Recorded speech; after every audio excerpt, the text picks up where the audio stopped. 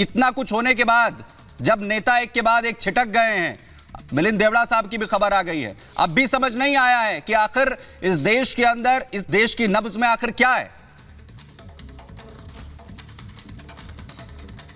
सुमित जी, मुझे आपको, को पैनलिस्टों को और देख रहे सभी दर्शकों को, सबको मकर संक्रांति की ढेर सारी शुभकामनाएं, ढेर सारी बधाइयां।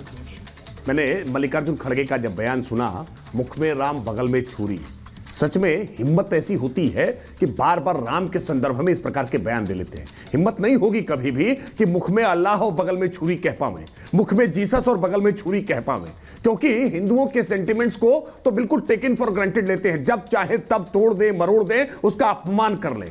यही आज पूरे इंडिया अलायंस में होड़ मची हुई है। कौन कितना अपमान कर सकता है। सुबह सुबह हमने टीएमसी के नेता शताब्दी रॉय का बयान सुना, जो भगवान राम को बीपीएल कार्ड होल्डर बता रही थी। आज शाम आते आते तक मल्लिकार्जुन खड़गे ने स्वयं कमान संभाल ली, मुख में राम बगल में छुरी कहने लगे। ये प्रभु राम का इतना अपमान क्यों करना चाह रहे हैं? ये बार बार इतना अपमान कर रहे हैं और इसकी परिणति देख रहे हैं आप कि आप न्याय यात्रा के प्रारंभ करते हैं और आपकी पार्टी के एक महत्वपूर्ण नेता मुरली देवड़ा जी के पुत्र मुरली, इतना लंबा इतिहास जिनका रहा है, मिलिंद देवड़ा जी जमीनी आधार रखते हैं, वो पार्टी छोड़ देते हैं। उसके बावजूद पार्टी के ऊपर कोई माथे पर सिकन नहीं आ रही है। एक बार भी विचार नहीं कर रहे हैं कि आखिरकार हम किस दिशा में जा रहे हैं, किस पतन की तरफ जा रहे हैं।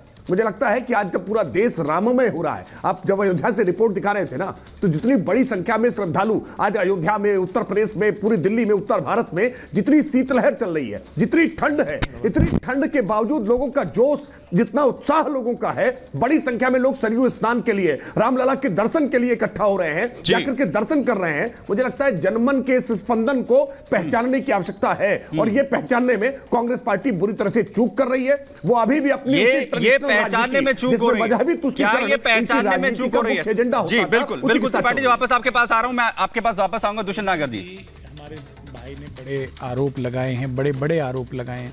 पहले तो मैं ये कहना चाहता हूं, मुंह में राम बगल में छुरी, ये एक मुहावरा है और आपने कांग्रेस के अध्यक्ष पे इतने बड़े बड़े आरोप बनाया, क्यों बनाया है भाई? नहीं, एक तो भैया जानबूझ करके हिंदुओं बहुत पुराना है।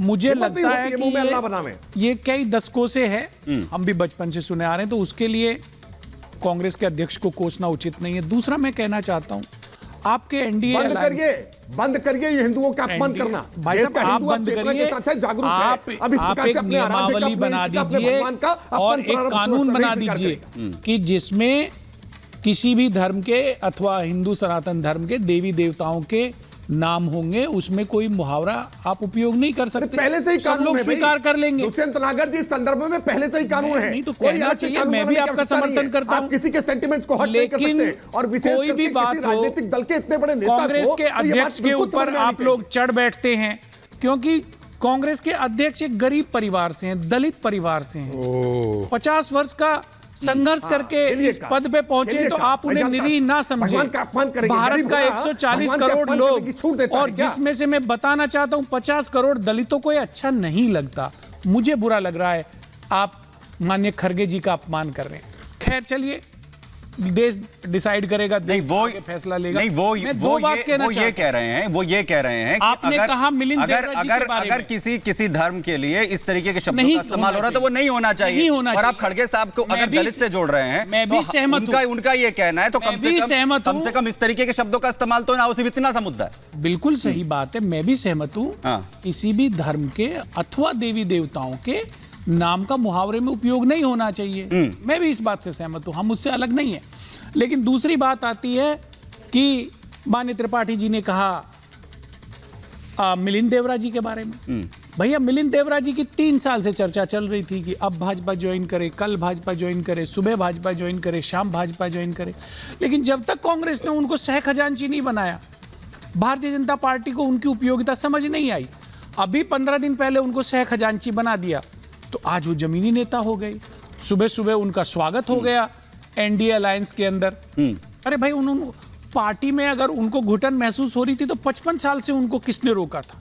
उनके स्वर्गवासी पिताजी, और वो कांग्रेस के साथ मंत्री। बीजेपी ये कह रही है, उन्हें अब समझ में आ गया का अध्यक्ष कि इतना कुछ होने के बाद, इतनी लंबी एक फहरिस्त होने के बाद कांग्रेस अब नहीं समझ रही है कि उन्हें आखिर किस दिशा में जाना है।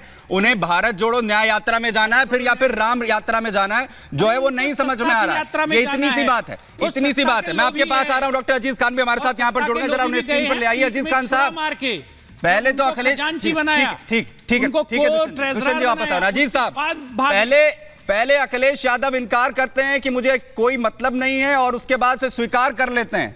चलिए इतना तो है, कम से कम उन्हें समझ में आ गया कि आखिर इस देश के सेंटिमेंट, इस देश के जो राम भक्त हैं या फिर देश के जो तमाम लोग हैं उनके मन में क्या है, लेकिन हमने सहयोगियों को नहीं सिखा पाए क्या? देखिए सुमित जी, जो आरोप ये लगा रहे, पहली बात तो ये आरोप लगाना बंद करिए। हमारे नेता को पहले निमंत्रण नहीं मिला था। जिस तरह मीडिया में हाइप क्रिएट किया गया आप जैसे पत्रकारों के द्वारा कि साहब निमंत्रण मिला, उन्होंने मना कर दिया। पहली बात तो निमंत्रण मिला नहीं था, उन्होंने इनकार किया। जब निमंत्रण मिला, सुनिए, उन्होंने इनकार किया। मेरी बात सुनिए आप। नहीं, मेरे जैसे पत्रकारों ने वो कहा कि जो अखिलेश यादव ने कहा, उन्होंने कहा कि हमें निमंत्रण मिला और हम जाएंगे या नहीं जाएंगे, मैं उनसे इनकार कर दिया उन्होंने। वो तो जब जो सेंटिमेंट बने पार्टी के अंदर सिचुएशन बन गई। मेरी बात सुने, जी बताइए। करने दे।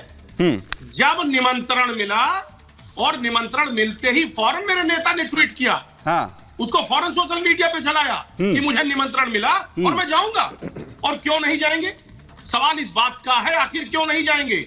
बिल्कुल जाएंगे, क्योंकि प्रभु श्री राम जितना बीजेपी के हैं उतना समाजवादी पार्टी के हैं। बिल्कुल, बिल्कुल। प्रभु राम को क्या समाजवादी पार्टी से कोई अलग कर सकता है? तो सवाल इस बात का, इस तरीके का सवाल खड़ा करना, तो फिर इनकार करने की जरूरत क्यों पड़ गई थी? पूछना ही गलत है। ये इनकार करने की जरूरत क्यों पड़ गई थी? क्यों एक विधायक का और पार्टी के अंदर जब सवाल उठने लगे उसके बाद ये मजबूरी आकर स्वीकार करनी पड़ी सबके सामने? बोलेंगे आप जी, राकेश जी भी संभ्रांत आदमी, वो भी मिलके बोलेंगे, आप भी बोलोगे, तो मैं तो मुझे नहीं, आप बोलिए, मैं पूरा मौका दे रहा हूं आपको। देखिए सुमित जी, एक बात स्पष्ट है, प्रभु श्री राम इस मुल्क के कण कण में बसे हैं, रग रग में हैं। और एक बात आप जान लीजिएगा, हम चाहते हैं, समाजवादी पार्टी चाहती है कि राम राज आए, लेकिन राम राज की कल्पना जो हम कर रहे हैं, हमारा देश कर रहा है और बड़ी उम्मीदों के साथ, वो राम राज नहीं आ पा रहा है। जब बीजेपी से सवाल किया जा रहा है कि बताइए क्या राम राज में, बीएचयू में जो घटना हुई, क्या वाकई ये राम राज की कल्पना ऐसे की जा सकती है? एक घटना मैं भी याद दिला रहा हूं, एक घटना जी साहब मैं भी याद दिला रहा हूं। एक बड़ी खबर आ रही है, आप ही के पास वापस आऊंगा, आप ही के पास वापस आऊंगा। बड़ी खबर बता दूं आपको, इस वक्त बड़ी अपडेट ये आ रही है, उमा भारती की तरफ से विपक्ष पर निशाना साधा गया है। गोली चलाने वाले अब आरती उतार रहे, ये कह रही है उमा भारती। कांग्रेस ने आस्था का अपमान किया है और मोदी राम राज्य ला रहे, ये उमा भारती कहती हुई नजर आ रही हैं। अजीज खान को जरा एक बार फिर से ले। अजीज खान साहब, उस घटना का इसका जिक्र किया उमा भारती ने, वही ले आई जिस घटना का एक घटना का जिक्र आप कर रहे हैं और एक घटना का जिक्र उमा भारती कर रही हैं। अगर राम, प्रभु श्री राम के लिए वहां जा रहे हैं दर्शन करने, तो माफी मांगेंगे क्या? सुमित जी, मैं आपसे सवाल करना चाहता हूं, बीजेपी के प्रवक्ता से मेरा सवाल है कि संविधान बड़ा है, कानून बड़ा है,